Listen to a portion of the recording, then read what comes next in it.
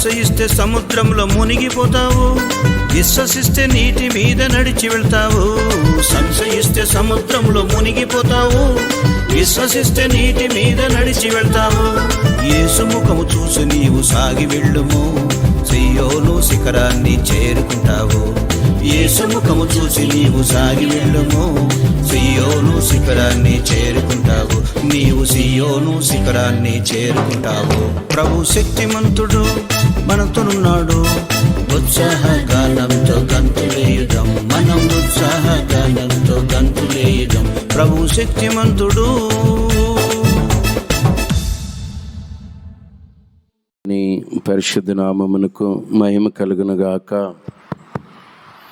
దేవుడు ప్రేమించి మనల్ని ఇంతవరకు పాటల ద్వారా, సాక్ష్యముల ద్వారా అనేక విషయాలు దేవుడు సహాయం చేసి, ఈ ఆరాధన ఇంతవరకు దేవుడు సహాయం చేసిన తండ్రికై స్తోత్రించేదము.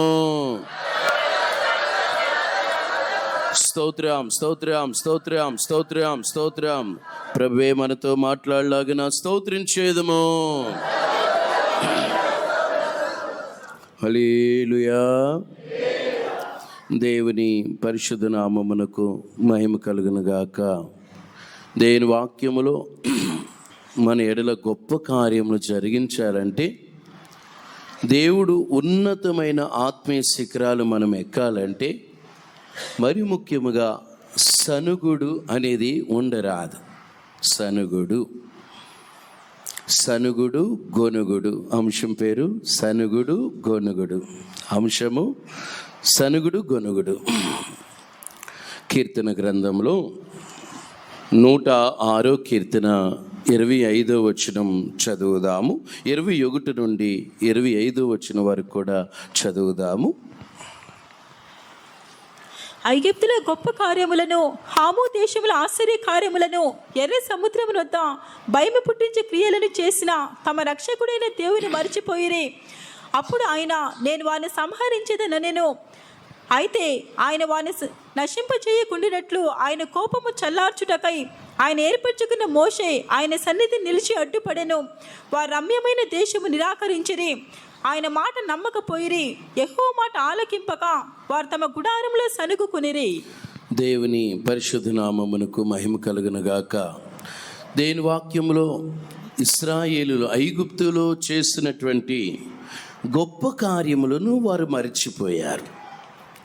మరిచిపోయి వాగ్దానం చేసినటువంటి వాగ్దానము కూడా మర్చిపోయి, వారి హృదయములో కొన్ని దేవుని మాటను ఆలకింపక వారి గుడారములో సణుగుకొనిరి. 25వ వచనంలో కూడా 106 25వ వచనం మరలా చదువుదాము. యెహోవా మాట ఆలకింపక వారు తమ గుడారములో సణుగుకొనిరి. యెహోవా మాట ఆలకింపక తమ గుడారములో సణుగుకొనిరి. ఆ సణుకోవడం దేవుడు చూచాడు. తమ గుడారములలో సణుగుకొనిరి, యెహోవా మాట ఆలకింపక. ప్రియమైన దేవుని జనాంగమా, ఈ ఉదయకాల ఆరాధన యందు దేవుడు మనతో మాట్లాడుతున్నాడు. సణుగుడు గొనుగుడు ఉండరాదు. ఎందుకంటే దేవుని మాటను ఆలకించాలి. దేవుని మాటను ఎంత మాత్రము త్రోసివేయరాదు. అది దేవుని ఆజ్ఞ. ఏదైనా మనకు మొదలైందా? ఏదైనా దేవుడు ఆజ్ఞ మాట్లాడుతున్నాడా? ఆ మాటలను బట్టి ఆలకింపక పెడచెవును పెట్టి గుడారములో వారు సణుక్కోరు అన్నట్టుగా, గుడారం అనగా హృదయములో సణుక్కోవడం వలన అది దేవుడు వింటాడు, అది దేవుడు చూస్తాడు. సణుగుడు అనేది చూడండి, అప్పుడప్పుడు ఎవరితో మాట్లాడకపోయినా లోపడ అన్నం ఉడుకుతున్నప్పుడు మూత అత్తేసర వెసరు వస్తూ ఉంటుంది, బియ్యం ఉడుకుతూ ఉంటాయి, మూత అలాగ పైకి కిందికి అలాగా హృదయములోనే సణుకోవడం అనేది ఉంటుంది. ఆ సణుగుడు చూచి ఆశీర్వాదాలు ఎంతోమంది కోల్పోతారు. దేవుడు కొన్ని ఆజ్ఞ ఇచ్చేది ఉంటుంది. దేవుని సేవకుల ద్వారా కూడా కొన్ని దేవుడు సంఘానికి మాటలు చెప్పిస్తూ ఉంటాడు. దేవుడు చెప్తూ ఉన్నప్పుడు ఆ హృదయంలో ఎంత మాత్రము సణుగుడు కానీ గొనుగుడు కానీ రాకుండా హృదయపూర్వకంగా ఆ మాటకు విధేయత చూపిన వారు గొప్పవారు అవుతారు. ఆ మాటకి ఎవరైతే విధేయత చూపుతున్నారో మహిమగల కార్యాలు దేవుడు చేస్తాడు. దేవుడు ఆజ్ఞ ఇస్తాడు. ఆ ఆజ్ఞను ఎంత మాత్రం మితిమీరకుండా దేవుడు ఏదో నాకు మేలు చేస్తాడు. మొట్టమొదటి ఆజ్ఞ ఆదాముకు దేవుడు అన్ని పళ్ళు తినవచ్చు, ఇదిగో ఇక్కడ ఉన్నాయన్నీ నువ్వు తినవచ్చు, ఆ పండు జోలికి మాత్రం నువ్వు వెళ్ళవద్దు. ఆ పండు జోలికి వెళ్తే తింటే ఏంటంట దేవుడికి ఏంటి అని మనస్సులో వారు సణుకున్నట్టుగా ఆదాము అవ్వ అపవాది మాట విని ఒక సనుగుడు వారి హృదయంలో వచ్చినందువలనే తప్పేముందంట, తింటే ఏముందంట. దేవుడు తన చిత్త ప్రకారంగా దైవజనుల ద్వారా కూడా దేవుడు గద్దించేది ఉంటుంది, దేవుడు సరిచేసేది ఉంటుంది, దేవుడు మందలించేది ఉంటుంది. అయినప్పుడు కూడా ఆ మాటను త్రోసివేసి లోపల సణుకోవటం గొణుకోవటం అది దేవుడు చూస్తాడు. అది దేవుడు చూచి దేవుని కోపం వస్తుంది. సణుక్కున్నాడు నయమాను, హృదయంలో సణుక్కున్నట్లే ఏమంటున్నాడు, ఎలీషా అంటున్నాడు, నువ్వు యోర్దాను నదికి వెళ్ళి నీ కుష్ఠరోగం పోవాలంటే ఆ యోర్దాను నదిలో 7 సార్లు మునుగు, నీ రోగం పోతుందంటే వెంటనే రౌద్రుడై సణుకోవడం మొదలుపెట్టాడు. ఏమంటున్నాడు, మాకు అక్కడ మా దేశంలో సరస్సులు లేవా, నదులు లేవా, యోర్దాను కన్నా నదులు శ్రేష్టమైన నదులు అక్కడ లేవా? సణుగుడు. ఆ మాట చదువుదాము. 2 రాజుల గ్రంథము 5:11 వచనం.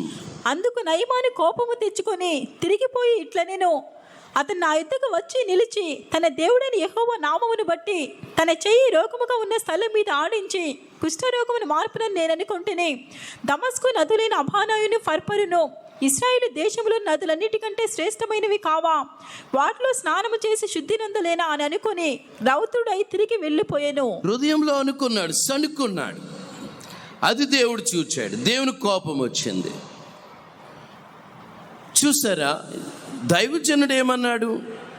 ఆస్తులు ఏమన్నాడా, అంతస్తులు ఏమన్నాడా, మేడలు ఏమన్నాడా, మిద్దెలు ఏమన్నాడా, డబ్బునేమన్నాడా, బంగారాన్ని ఏమన్నాడా, లేదంటే నీ పొలాలు రాసిచ్చేయమన్నాడా? యోర్దాను నదికి వెళ్ళి 7 సార్లు మునుగు. హృదయంలోనే స్టార్ట్ అయిపోయింది. పైకి కూడా యోర్దాను, అక్కడ మాకు నది లేవా? నేటి దినాల్లో ఎంతోమంది దేవుడు చిత్తానుసారంగా దేవుడు తన ద్వారా తన సేవకుల ద్వారా చెప్పిస్తున్న మాటలను ప్రక్కకు త్రోసివేసి నాకు ఆ మాటలు వినాలా అన్నట్టుగా వెనకకు త్రోసివేసే బిడ్డలు ఎంతోమంది ఉంటారు. అలాంటి వారికి దైవ దీవెనలు ఎలా వస్తాయి? దైవ ఆశీర్వాదాలు ఎలా వస్తాయి? దీవెనలు ఎలా పొందుకుంటారు? సణుగుడు గొనుగుడు, ఈ గొనుక్కోవడం వలన దేవుడు వారి మధ్యలోకి వస్తాడు. వారు మాట్లాడుకుంటున్న మాటలను బట్టి అయ్యో ఇంత అవివేకులారా, ఇంత బుద్ధిహీనులారా, ఇంత మందమతులారా, ఇంత చాండాల బుద్ధులతోటి మీరున్నారా, మిమ్మల్ని ఆశీర్వదించాలని చూస్తున్నాను కానీ ఈ సనుగుడు గొనుగుడు ఉండడం వలన నేను మిమ్మల్ని ఆశీర్వదించను అంటాడు. ఇశ్రాయేలు వారి సణిగి సంహారికుని చేత నశించిపోయిరని దేని వాక్యము సెలవిస్తున్న మాటను చదువుదాము.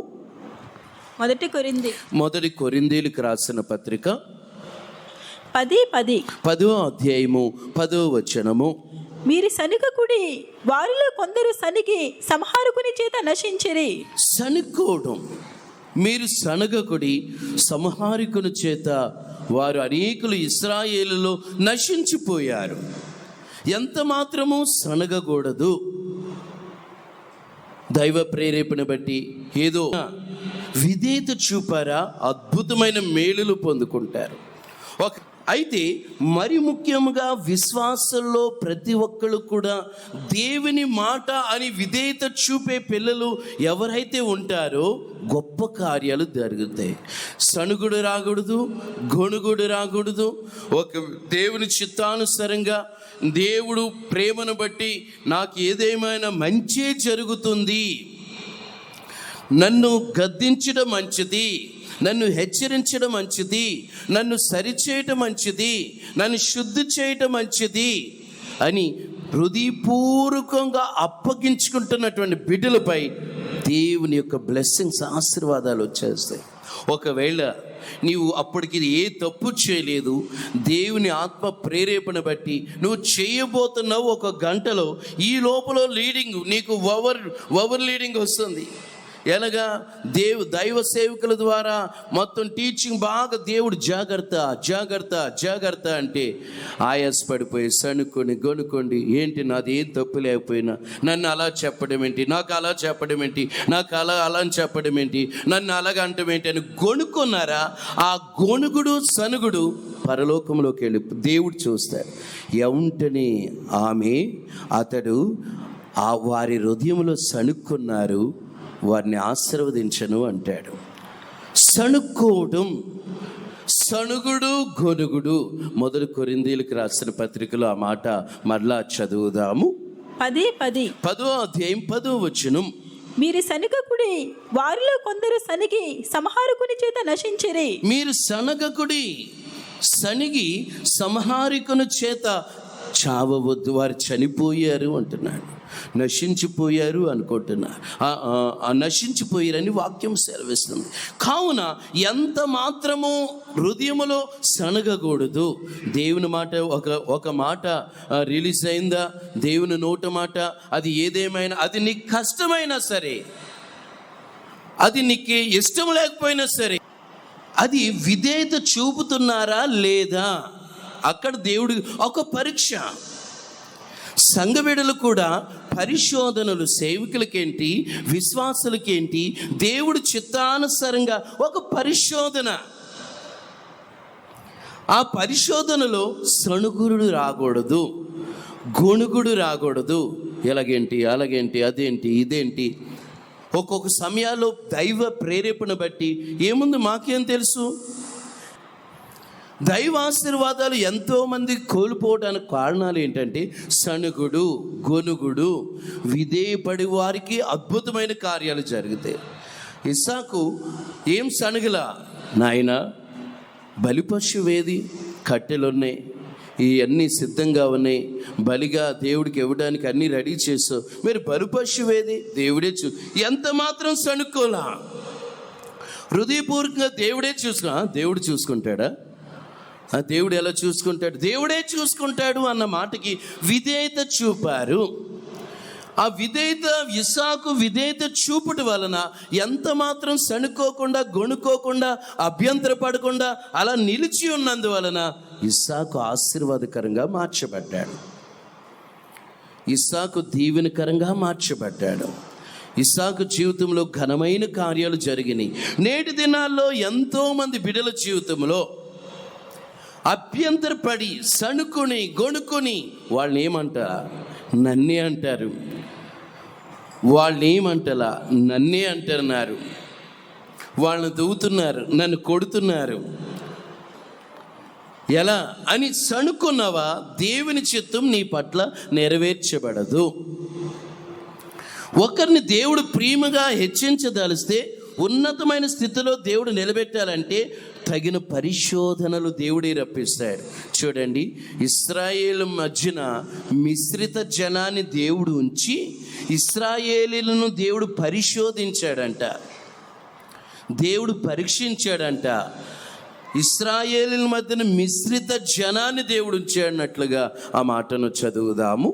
న్యాయాధిపతుల గ్రంథము 3వ అధ్యాయం 4వ వచనం.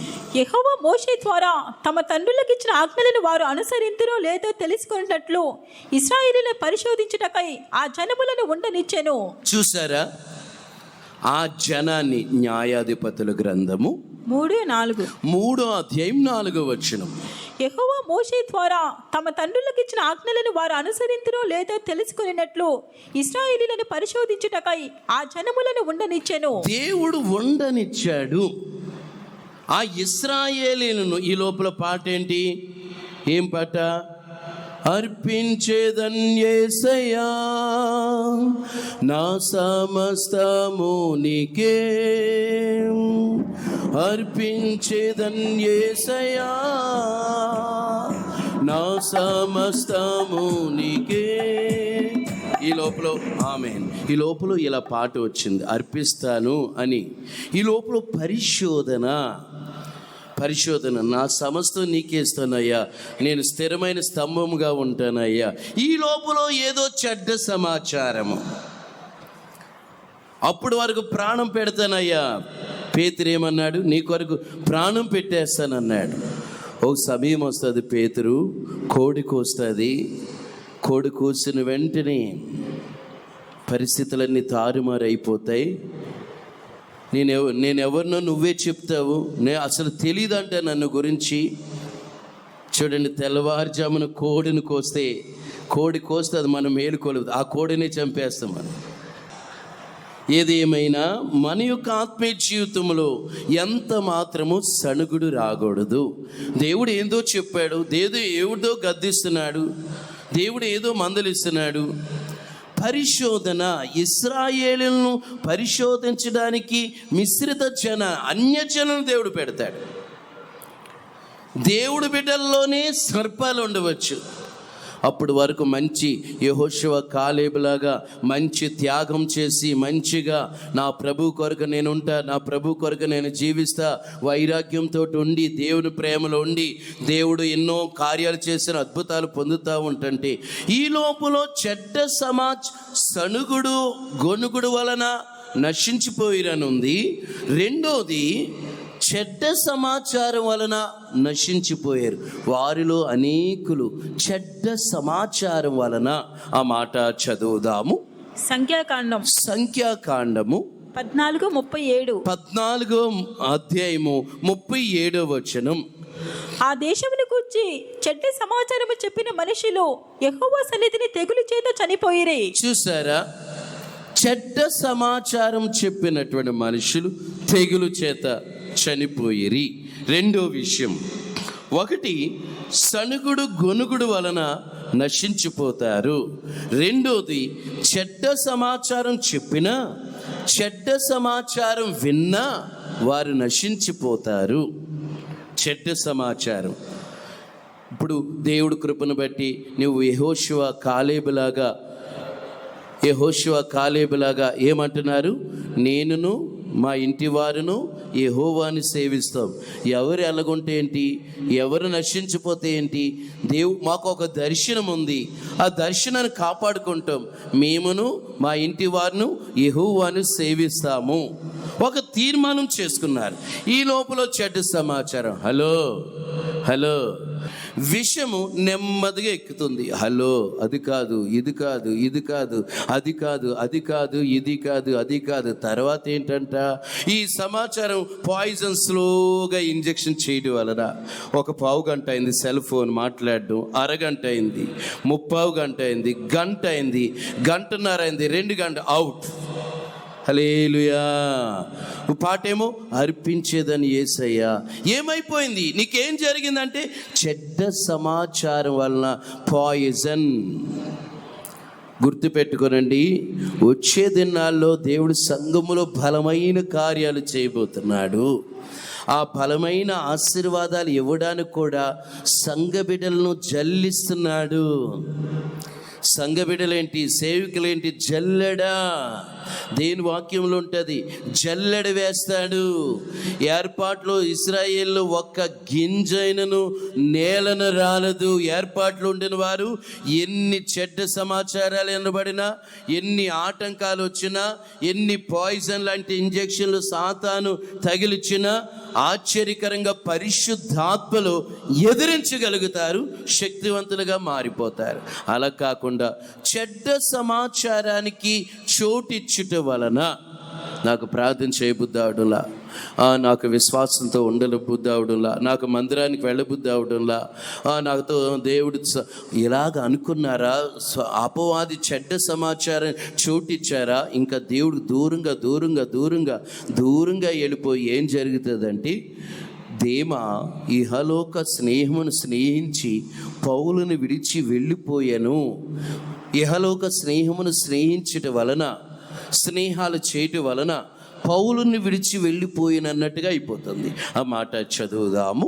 2 తిమోతికి రాసిన పత్రిక 4:10. 4:10. దేమా ఇహలోకమును స్నేహించి నన్ను విడిచి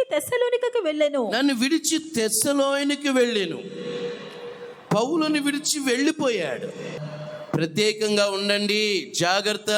తప్పేముందంట? ఉంటుండగా ఈ చెడ్డ సమాచారం అనే పాయిజన్ చూడండి, 4 నెలలు సహవాసం 6 అవుతారని ఆ టైపులు అయిపోతుంది.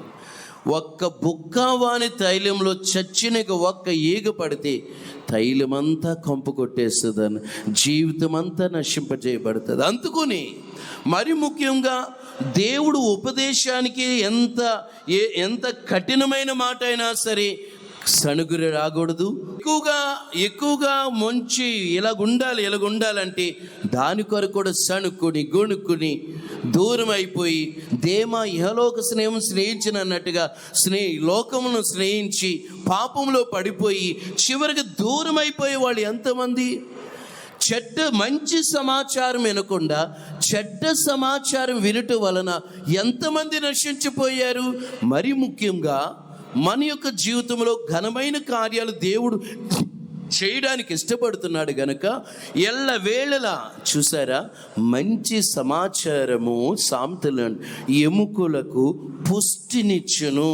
మంచి సమాచారము, చెడ్డ సమాచారం కాదు, మంచి సమాచారము ఎముకలకు పుష్టినిస్తుంది. ఆ మాట చదువుదాము. సామెతల గ్రంథము 15:30. మంచి సమాచారము ఎముకలకు పుష్టి ఇచ్చును. చూసారా, మంచి సమాచారము